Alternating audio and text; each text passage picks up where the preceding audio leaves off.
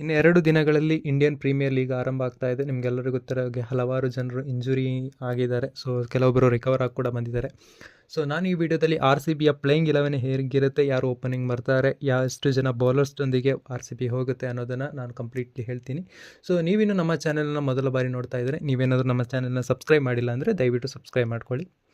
ನನ್ನ ಪ್ರಕಾರವಾಗಿ shortly last ಇಯರ್ನ team almost ಇರೋದ್ರಿಂದ ಅವರೇ ಆಡುವಂತಹ ಸಾಧ್ಯತೆಗಳಿದೆ. ಸೊ ಆಕ್ಷನ್ ಕೂಡ ಒಂದು ಲೆಕ್ಕದಲ್ಲಿ ಗುಡ್ ಆಕ್ಷನ್ ಆಗಿರೋದ್ರಿಂದ ಸೊ ನಾನು ಹೇಳುವಂಥ ಪ್ರಾಬಬ್ಲಿ ಈ ಟೀಮ್ ಆಡ್ಬೋದು. ಮೇಜರ್ಲಿ ಆದರೂ ಚೇಂಜಸ್ ಆದರೂ ಕೂಡ ಯಾವತ್ತೆಲ್ಲ ಬದಲಾವಣೆಗಳನ್ನು ನಾನು ಆಗುತ್ತೆ ಅನ್ನೋದನ್ನು ಕೂಡ ನಾನು ಈ ವಿಡಿಯೋದಲ್ಲಿ ಹೇಳ್ತೀನಿ. ಸೊ ಓಪನರ್ ಆಗಿ ನಾನು ಹೇಳೋದಂತಂದರೆ ಫಿಲ್ ಸಾಲ್ಟ್ ಮತ್ತು Virat Kohli last year season ಕೂಡ ಇವರೇ ಓಪನ್ ಮಾಡಿದರು. ಸೊ ತುಂಬ ಅದ್ಭುತವಾದ ಫಾರ್ಮ್ನಲ್ಲಿರುವಂತಹ ಪ್ಲೇಯರ್ಸ್ಗಳು. ಸೊ ಆದ್ದರಿಂದಾಗಿ ಇವರಿಬ್ಬರೇ ಈ ಇಯರ್ ಕೂಡ ಓಪನ್ ಮಾಡುವಂಥ ಸಾಧ್ಯತೆಗಳು ಬಹುತೇಕ ಹೆಚ್ಚಾಗಿರುತ್ತೆ. ಸೊ ನಂಬರ್ 3ನಲ್ಲಿ DDP ಇತ್ತೀಚೆಗಷ್ಟೇ ಒಳ್ಳೆಯ ಫಾರ್ಮ್ನಲ್ಲಿರುವಂಥ ಪ್ಲೇಯರ್. ರಣಜಿನಲ್ಲಿ ಕ್ಯಾಪ್ಟನ್ ಮಾಡಿದರು ಕರ್ನಾಟಕ ತಂಡವನ್ನು. ಸೊ ಫೈನಲ್ಗೆ ಕೂಡ ತಗೊಂಡಿದ್ರು, ರನ್ನರ್ ಅಪ್ ಆಗಿ ಬಂದರು ಸೊ ರಣಜಿ ಟ್ರೋಫಿನಲ್ಲಿ. ಸೊ ನಂಬರ್ 4ನಲ್ಲಿ ಕ್ಯಾಪ್ಟನ್ ರಜತ್ ಪತಿದಾರ್ ಆಡುವಂಥದ್ದು. ಸೊ ಇಷ್ಟು ಫಿಕ್ಸ್ ಆಗಿದೆ. ಸೊ ನಂಬರ್ 5ನಲ್ಲಿ ವೆಂಕಟೇಶ್ ಅಯ್ಯರ್. ಸೊ ಅವರು ನೆಟ್ಸ್ನಲ್ಲಿ ಹೆಚ್ಚಾಗಿ ಬೌಲಿಂಗನ್ನು ಮಾಡ್ತಾ ಇರೋದ್ರಿಂದಾಗಿ ಸೊ 4 ಓವರ್ಸ್ ಕೊಟ್ಟ ಅಟ್ಲೀಸ್ಟ್ 4 ಓವರ್ಸ್ ಮಾಡಲೇಬೇಕು ಅನ್ನುವಂಥ ರೀಸನ್ ಇಟ್ಕೊಂಡು ಸೊ ಬೌಲಿಂಗ್ ಕೂಡ ರೀಸೆಂಟ್ಲಿ ನೋಡಿದಾಗ ಸೊ ತುಂಬ ಚೆನ್ನಾಗಿ ಬೌಲಿಂಗ್ ಮಾಡಿದರು. ಒಂದು ಬಾಲ್ನನ್ನು ಅವರು ಅಫಿಷಿಯಲ್ ಪೇಜ್ನಲ್ಲಿ ಹಾಕಿದರು. ಸೊ ಆ ರೀತಿಯಲ್ಲಿ ಎಲ್ಲಾದರೂ ಬಾಲ್ಗಳನ್ನು ಹಾಕುವಂತಹ ಎಬಿಲಿಟಿ ವೆಂಕಟೇಶ್ ಅಯ್ಯರ್ನಲ್ಲಿದ್ದರೆ ಪ್ರಾಬಬ್ಲಿ ಒಬ್ಬ ಬ್ಯಾಟರ್ ಆಗಿ ಇಲ್ಲಾಂದರೂ ಒಂದು 4 ಓವರ್ ಬೌಲ್ ಮಾಡುವಂಥ ಒಂದು ಆಲ್ರೌಂಡರ್ ಆಗಿ ವೆಂಕಟೇಶ್ ಅಯ್ಯರ್ ಆಡುವಂಥ ಸಾಧ್ಯತೆಗಳು ಬಹುತೇಕ ಹೆಚ್ಚಿದೆ.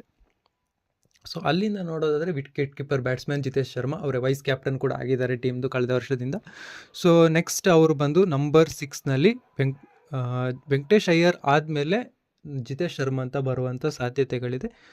ಸೊ ಜಿತೇಶ್ ಶರ್ಮಾ ಆದಮೇಲೆ ಸೊ ಪ್ರಾಬಬ್ಲಿ ಟಿಮ್ ಡೇವಿಡ್ ಆಡುವಂಥ ಫಿನಿಷರ್ ಆಗಿ ಟಿಮ್ ಡೇವಿಡ್ ನಂತರ ಒಮರ್ ಶಫರ್ಡ್, ಇಷ್ಟು ಜನ ಪ್ಲೇಯರ್ಗಳು ಸೊ ಬರ್ಬೋದು. ನಂತರ ಬರುವಂಥದ್ದು ಕೃಣಾಲ್ ಪಾಂಡ್ಯ, ಇವರು ಕೂಡ ಬ್ಯಾಟಿಂಗ್ ಮಾಡ್ತಾರೆ. ಸೊ ಇಷ್ಟು ಜನ ಬ್ಯಾಟರ್ಗಳ ಮತ್ತು ಆಲ್ರೌಂಡರ್ಗಳು. ಬೌಲಿಂಗ್ ಡಿಪಾರ್ಟ್ಮೆಂಟ್ ಅಂತ ಬಂದಾಗ ಭುವನೇಶ್ವರ್ ಕುಮಾರ್ ಮತ್ತು Josh Hazlewood. So Bhuvneshwar Kumar recently ನಾನು ಯಾವುದೇ ಟೂರ್ನಮೆಂಟ್ಗಳಲ್ಲೂ ನಾನು ಪರ್ಸ್ನಲಿ ಅಬ್ಸರ್ವ್ ಮಾಡಲಿಲ್ಲ. ಮತ್ತು ಜೋಸ್ ಹೆಜಲ್ವುಡ್ ಕೂಡ ಇಷ್ಟು ಟೈಮ್ ಇಂಜುರಿಯಿಂದ ಇದ್ದರು. ಸೊ ನಿನ್ನೆ ಅವರು ರಿಕವರ್ ಆಗಿ ಕ್ಯಾಂಪನ್ನು ಬಂದಿದ್ದಾರೆ.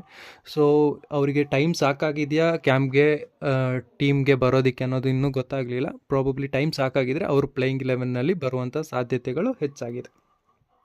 ಸೊ ಇನ್ನೊಂದು ಕಡೆ ಇಂಪ್ಯಾಕ್ಟ್ ಪ್ಲೇಯರ್ ಆಗಿ ದೇವದತ್ ಪಡಿಕ್ಕಲ್ ಹೊರಗೆ ಹೋಗುವಂಥ ಸಾಧ್ಯತೆ ಇದೆ. ಅದು ಬಿಟ್ಟರೆ ಇನ್ನೆಲ್ಲರೂ ಗನ್ ಫೀಲ್ಡರ್ಸ್ ಇದ್ದಾರೆ. ಸೊ ಇನ್ನೆಲ್ಲರೂ ಆಲ್ಮೋಸ್ಟ್ ಬೌಲಿಂಗ್ ಮಾಡುವಂಥ ಕೆಪಬಿಲಿಟಿಯನ್ನು ಹೊಂದಿರುವವರು. ಸೊ ದೇವದತ್ ಪಡಿಕ್ಕಲ್ ಒಬ್ಬರೇ ಬೌಲಿಂಗ್ ಮಾಡೋದಿಲ್ಲ. ಮತ್ತು ಮೇಯ್ನ್ ಯಾವುದನ್ನು ಕ್ಯಾಪ್ಟನ್ ಆಗಿರಲಿ, ವೈಸ್ ಕ್ಯಾಪ್ಟನ್ ಆಗಿರಲಿ, ವಿಕೆಟ್ ಕೀಪಿಂಗ್ ಆಗಿರಲಿ, ಸೊ ಆ ಥರದ್ದು ಎಲ್ಲರೂ ಅಲ್ಲಿ ಫಿಟ್ ಇರೋದ್ರಿಂದ ಪ್ರಾಬಬ್ಲಿ ದೇವದತ್ ಪಡಿಕ್ಕಲ್ನ ಬದಲಿಗೆ ಇಂಪ್ಯಾಕ್ಟ್ ಆಗಿ ಲಾಸ್ಟ್ ಇಯರ್ ಕೂಡ ಅದೇ ಆಗ್ತಾಯಿತ್ತು. ಸೊ ದೇವದತ್ ಪಡಿಕ್ಕಲ್ ಹೊರಗಡೆ ಹೋಗ್ತಾಯಿದ್ರು, ಇಂಪ್ಯಾಕ್ಟ್ ಪ್ಲೇಯರ್ ಸುರೇಶ್ ಶರ್ಮಾ ಬರ್ತಾಯಿದ್ರು. ಸೊ ಈ ಇಯರ್ ಕೂಡ ಅದೇ ಆಗುವಂಥ ಸಾಧ್ಯತೆಗಳಿದೆ. ಸೊ ಅದನ್ನು ಬಿಟ್ಟರೆ ಇದು ಮತ್ತೊಂದು ಚಾನ್ಸ್ ಇದೆ, ಏನು ಅಂದರೆ ಎಲ್ಲಾದರೂ ಫಿಲ್ ಸಾಲ್ಟ್ ಇನ್ ಕೇಸ್ ಫಾರ್ಮ್ನಲ್ಲಿಲ್ಲ. ಯಾಕಂದರೆ ಲಾಸ್ಟ್ ಇಯರ್ನ ಫಾರ್ಮ್ನಲ್ಲಿ ಅವರು ರೀಸೆಂಟ್ಲಿ ಎಲ್ಲೂ ಫಾರ್ಮ್ನಲ್ಲಿದ್ದ ನಂಬರ್ 3 ಬ್ಯಾಟ್ಸ್ಮನ್ ಆಗಿರ್ಬೋದು ಕ್ರಿಕೆಟ್ ರ್ಯಾಂಕಿಂಗ್ ಲಿಸ್ಟ್ನಲ್ಲಿ. ಬಟ್ ಆದರೂ ಕೂಡ ಅವ್ರು ರೀಸೆಂಟ್ಲಿ ಒಳ್ಳೆಯ ಫಾರ್ಮ್ನಲ್ಲಿಲ್ಲ. ಸೊ ಆದ್ದರಿಂದಾಗಿ ಏನಾದರೂ ಫಿಲ್ ಸಾಲ್ಟ್ನ ಬದಲಿಗೆ ಜೇಕಬ್ ಬೆಥಲ್ ಆ ಪ್ಲೇಸ್ನನ್ನು ರಿಪ್ಲೇಸ್ ಮಾಡಿದರೆ ಕೂಡ ಏನಾದರೂ ಆದರೆ ಸೊ ಪ್ರಾಬಬ್ಲಿ ವೆಂಕಟೇಶ್ ಅಯ್ಯರ್ ಮತ್ತು ವಿರಾಟ್ ಕೊಹ್ಲಿ ಓಪನ್ ಮಾಡುವಂಥ ಸಾಧ್ಯತೆ ಇದೆ. ವೆಂಕಟೇಶ್ ಅಯ್ಯರ್ ಎಲ್ಲೂ ಕೂಡ ಬ್ಯಾಟಿಂಗ್ ಮಾಡ್ತಾರೆ, ನಂಬರ್ ಓಪನರ್ ಆಗಿ ಮಾಡ್ತಾರೆ, ಮಿಡ್ಲ್ ಆರ್ಡರ್ ಕೂಡ ಮಾಡಿದ್ದಾರೆ, ಮತ್ತು ನಂಬರ್ 3 ಇಂತಹ ಎಲ್ಲ ಸ್ಲಾಟ್ಗಳಲ್ಲೂ ಆಡಿರುವಂತಹ ಪ್ಲೇಯರ್ ಆಗಿರೋದ್ರಿಂದ ಮೋಸ್ಟ್ಲಿ ನನ್ನ ಪ್ರಕಾರ ವೆಂಕಟೇಶ್ ಅಯ್ಯರ್ ಓಪನ್ ಮಾಡಿ ಜೇಕಬ್ ಬೆಥಲ್ ನಂಬರ್ 5ನಲ್ಲಿ ಬರುವಂತಹ ಸಾಧ್ಯತೆಗಳು ನನ್ನ ಪ್ರಕಾರ ಹೆಚ್ಚಾಗಿ ಕಾಣ್ತಾ ಇದೆ. ಸೊ ಅದು ಬಿಟ್ಟರೆ ಟಿಮ್ ಡೇವಿಡ್ ಕೂಡ ಬೌಲಿಂಗ್ ಮಾಡ್ತಾರಾ ಅಂತ ಗೊತ್ತಿಲ್ಲ. ಯಾಕಂದರೆ ಅವರು ರೀಸೆಂಟ್ಲಿ ದುಬೈ ಪ್ರೀಮಿಯರ್ ಲೀಗ್ನಲ್ಲಿ ಅವರು ಬೌಲಿಂಗ್ ಮಾಡಿದರು.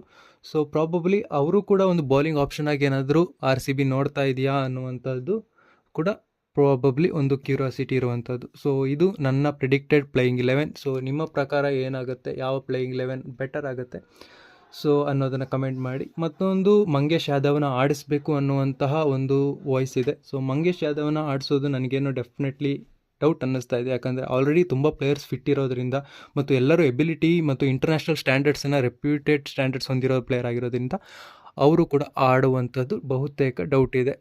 ಸೊ ಇದಿಷ್ಟು ನನ್ನ ಇವತ್ತಿನ ವಿಡಿಯೋ ಇಷ್ಟ ಆಗಿದರೆ ಲೈಕ್ ಮಾಡಿ, ಶೇರ್ ಮಾಡಿ. Thank you.